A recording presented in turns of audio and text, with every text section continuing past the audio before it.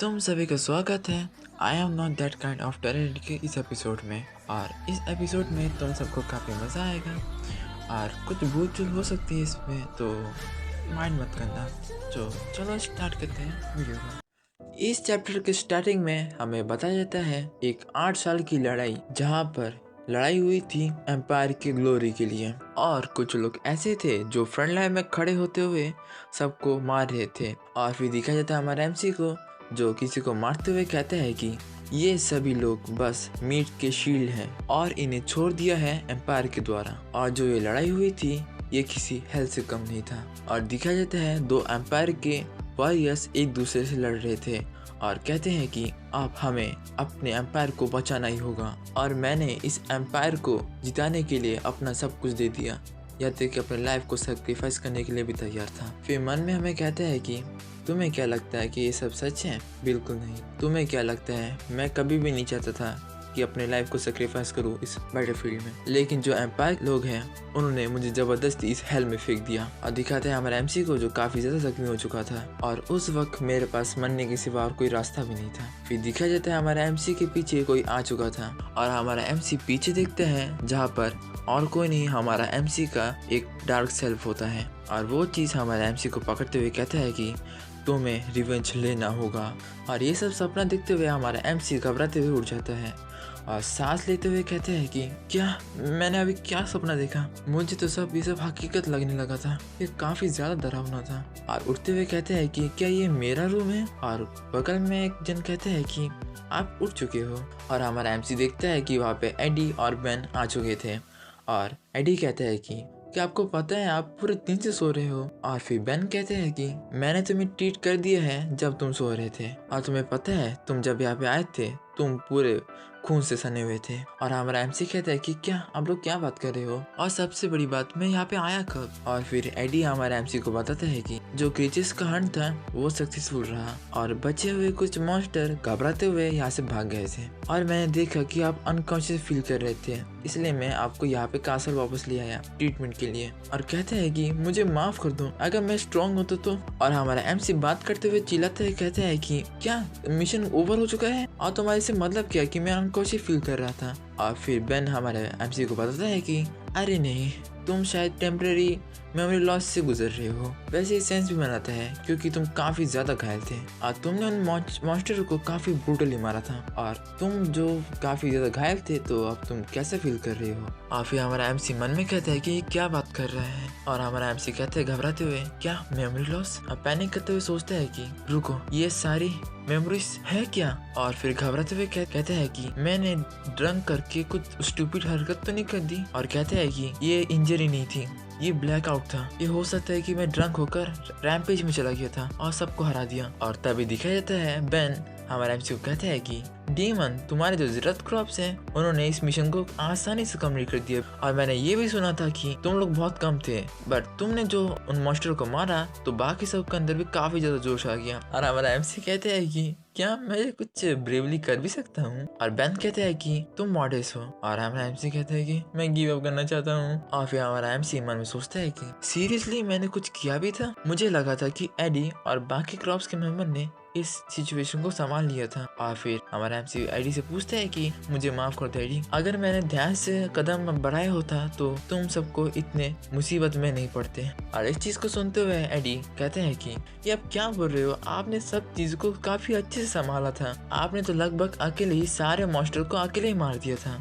आप तो सच में सभी कमांडर्स में सबसे ज्यादा ताकतवर हो। फिर बेन कहते हैं कि कमांडर, तुम्हें लगता है कि तुम्हें सबको इतना इजीली लेना चाहिए, भले ही तुम कितने भी ताकतवर क्यों ना हो? और अगर तुम्हें याद हो तो तुम अपने पास्ट बैटल से अभी तक हील नहीं हुए हो, तो तुम्हें अपने ऊपर ध्यान देना चाहिए। सो प्लीज अपना ध्यान रखना। और एडी भी कहते हैं कि मुझे पता है आपने सब क्यों किया, क्योंकि आप हम पर ट्रस्ट नहीं करते। और ये सब को सुनते हुए हमारा एमसी मन में कहते हैं कि तुम सब ये क्या बकवास कर रहे हो? मैं अकेले इन सबको हरा ही नहीं सकता, इवन मैं एक क्रीचर को भी नहीं हरा सकता। एडी को दिखाया जाता है जो चिल्लाते हुए कहते हैं कि कमांडर, हम बस एग्जिस्ट करते सिर्फ आपके लिए और हम सब आपके लिए स्ट्रांग बनेंगे जिससे आप हम पर रिलाई कर पाए। और देखा जाता है एडी को जो अपने सुपर सैयन मोड में जा चुका था और हमारा एमसी का जो स्ट्रेस था वो काफ़ी ज़्यादा बढ़ चुका था और कहते हैं मन में कि मुझे ब्रेक चाहिए, ये सभी चीज़ें मुझे अनकंफर्टेबल फील कर रही है। तुमको क्या लगता है मेरे पास स्किल है और मैंने सब कुछ अच्छे से किया? हाँ, ऐसा कुछ भी नहीं है, मुझे और इस सब के चक्करों में नहीं पड़ना, मुझे बस थोड़ा अकेला रहना, मुझे अकेला छोड़ दो तुम सब। और फिर देखा जाता है दरवाजा खोलते हुए ओ थर्ड और फोर्थ कमांडर अंदर आते हैं और कहते हैं कि कमांडर डीमन।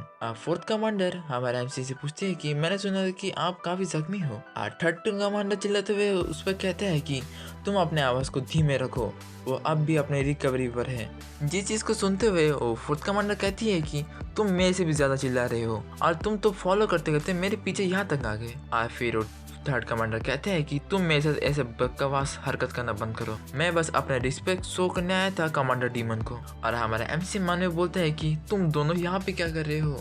तभी दिखा जाता है फर्स्ट कमांडर जो वहाँ पे आके कहते हैं कि तुम दोनों चुप हो जाओ। और इन्हें देखते हुए हमारे एमसी बोलते हैं कि क्यों, तुम भी क्यों। आप ही फर्स्ट कमांडर कहते हैं कि अगर तुम हमारे कमांडर को देखने आए हो तो उसे देख के यहाँ से निकल जाओ। और तुम सब देख नहीं रहे क्या, वो अनकंफर्टेबल फील कर रहे हैं तो जल्दी से उसे देख के यहाँ से निकलो। जिसे सुनते हुए वो दोनों कुछ भी नहीं कहते या मुंह बनाने लगते हैं। और देखा जाता है हमारा एमसी को जो काफी गुस्सा हो चुका था और ये देखते हुए वो दोनों कहते हैं कि कमांडर डीमन हमें माफ कर दीजिए। तभी हमारा एमसी को दिखा जाता है चिल्लाते हुए कहता है कि तुम सब यहाँ से निकल जाओ। और फिर सीरियस फेस बनाते हुए कहते हैं कि मैं तुम सभी को यहाँ मेरे रूम से कैसे निकाल सकता हूँ। और थर्ड कमांडर मन में सोचते हैं कि डीमन कमांडर है, वो जस्ट अभी अपने मिशन से आया है तो इन्हें इसलिए शांत रहना चाहिए। और दिखा जाता है फर्स्ट कमांडर जो कहता है कि मैं समझ सकता हूँ कि तुम कैसा फील कर रहे हो और मैं तुमसे पूछना चाहता था कि क्या तुमने किसी को भी नहीं मारा। जिसको सुनते हुए हमारा एमसी कहता है कि क्या, और मन में कहते हैं कि तुम किसको मारने की बात कर रहे हो, तुम तीनों को। ये सच में कितना ज्यादा रिडिकुलस है, मैं तो इन पर एक पंच को भी लैंड नहीं कर सकता। और फिर मन में कहते हैं कि अगर इन्हें पता चल गया कि मैं कितना ज्यादा वीक हूँ तो वो मुझ पर कोई मर्जी नहीं दिखाएंगे, ऐसा नहीं हो सकता। और हमारा एमसी को पैनिक करते हुए देख के वो दोनों कहते हैं कि कमांडर तुम। और फिर हमारा एमसी आगे मन में कहते हैं कि अगर मैं उन्हें दिखाता हूँ कि मैं उन्हें माफ कर रहा हूँ तो शायद वो मुझे फ्यूचर में कुछ फेवर करे। और मन में कहते हैं कि अगर उन्हें इस चीज के बारे में पता चल गया कि मैं कितना ज्यादा वीक हूँ फ्यूचर में तो वो मुझे इस चीज के लिए माफ कर देंगे। जिस चीज को घबराते हुए थर्ड कमांडर कहते हैं कि अगर आप अपसेट है तो हमें अलाउ कीजिए कि हम आपसे माफी मांग सके। और हमारा एमसी की फेस बनाते हुए कहता है कि हाँ मैं हूँ अपसेट। और फिर मन में कहते हैं कि मुझे अपने शब्द को सही से कहना होगा और मुझे कुछ ऐसा नहीं कहना है कि जिससे वो लोग ओपेंड हो जाए। और हमारे एमसी के इस तरह का फेस देखते हुए वो तीनों थोड़ा शॉक होते हैं। फिर हमारा एमसी कहता है कि अगर मैं अपसेट लग भी रहा हूँ तो ये वायलेंस को जस्टिफाई नहीं करता, लेकिन कभी कभी आपको दूसरे के प्रति मर्सी को भी दिखाना चाहिए। मैं उम्मीद करता हूँ कि तुम समझ चुके हो कि मैं तुमसे क्या कर रहा हूँ। और फिर मन में एमसी कहते हैं कि प्लीज, और क्रेजी फेस बनाते हुए कहते हैं कि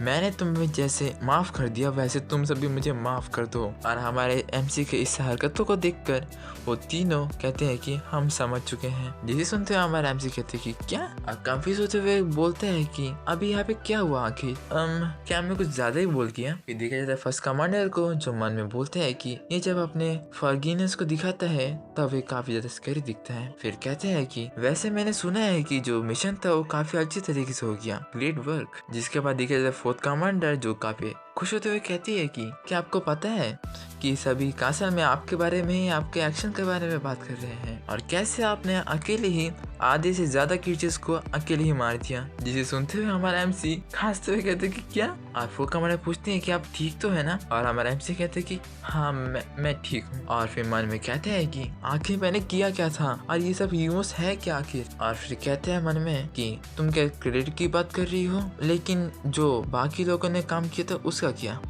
एडी को जो इसे क्रेडिट से कोई फर्क नहीं पड़ता, लोग काफी ज्यादा खुश होता है। और हमारा एमसी उसे देखते हुए कहता है कि ये ऐसा फेस क्यों बना रहा है। जिसके बाद थर्ड कमांडर हमारा एमसी से पूछता है कि मैंने सुना है कि आपने काफी अच्छा परफॉर्मेंस दिखाया है और मैं यहाँ पे इसलिए आया हूँ क्योंकि मैं आपसे कुछ रिक्वेस्ट करना चाहता था। जिसे सुनते हुए हमारा एमसी पूछते है कि रिक्वेस्ट, और मन में कहते हैं कि मुझे ये सब पसंद नहीं है। और फिर वो कहते हैं कि मैं बस चाहता हूँ जब आप रिकवर हो जाओ तब आप मेरे साथ एक बैटल करो।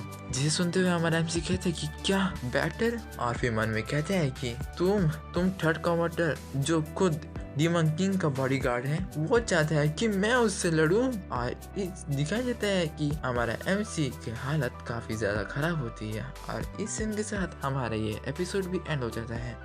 तो एपिसोड एंड हो चुका है। अब तुम सबको पता है कि अब तुम्हें क्या करना है।